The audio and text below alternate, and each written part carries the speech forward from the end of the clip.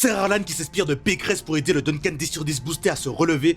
Les gars, c'est le monde à l'envers en fait. Debout! Les gars, faut qu'on parle de l'épisode 5 de A Night of the Seven Kingdoms parce qu'en fait c'était du pur cinéma. On retrouve la recette qui faisait la grandeur de Game of Thrones. La boue, la chevalerie sale, les flashbacks du jeune Duck, la tragédie inévitable et puis cette fin totalement brutale. Honnêtement, on est peut-être sur l'un des meilleurs épisodes jamais produits dans l'univers de Game of Thrones. Le procès des sept, je crois qu'on n'a jamais vu une bataille de chevaliers aussi bien filmée. Aucun acte héroïsé, c'était sale, c'était confus, c'était violent, on avait totalement l'impression d'y être. Le seul détail un peu gênant, c'est qu'en fait tout va tellement vite, en fait on a du mal à voir qui frappe qui tombe, qui meurt. Mais bon, en même temps j'ai envie de dire, on est sur le procès des sept en fait, c'est ça le chaos d'un affrontement médiéval. Les plans à l'intérieur du casque de Duncan nous donnent une immersion totale. Vraiment que la caméra reste enfermée dans le casque de Duncan, on a vraiment l'impression d'être lui en fait. Et puis tout ce que ça représente en fait, la vision périphérique totalement réduite en fait, la respiration lourde, la panique. On ressent les kilos d'acier qu'il porte sur lui, on ressent chaque choc. Vraiment c'est une mise en scène qui te fait vivre la bataille en fait, tu n'étais pas juste là à la regarder. On se concentre sur Duncan et le détraqué de Targaryen, un prince qui se prend pour un dragon, un combattant hors pair, un homme persuadé d'être né supérieur. Et Duncan lui, il n'a ni sang royal, il n'a pas de dragon, il a juste de la ténacité. Et c'est ça qui fait la différence en fait, sa victoire n'est pas spectaculaire, elle est douloureuse, elle est brutale, elle est méritée. Et puis il y a Baelor, probablement l'une des morts les plus dévastatrices des 7 royaumes. Il meurt comme il a vécu, en défendant l'honneur de vrais chevaliers. La série te donne une victoire et elle te la fait payer immédiatement. Franchement, Baelor, on ne t'oubliera pas. Ser Arlan a une scène magistrale, on est encore sur l'idée que les chevaliers doivent défendre les plus faibles. La perte de Raf pour Duncan fonctionne très bien. J'aurais aimé voir davantage d'impact pour Duncan de cette perte sur le long terme. Comment ça a brisé Duncan, comment ça l'a construit, comment il a fait pour vivre avec ça, mais bon, je pense que la série garde ça pour plus tard. En tout cas, les gars, on a eu droit à un grand épisode et franchement, j'ai tellement hâte de voir la suite, comment tout ça va se terminer.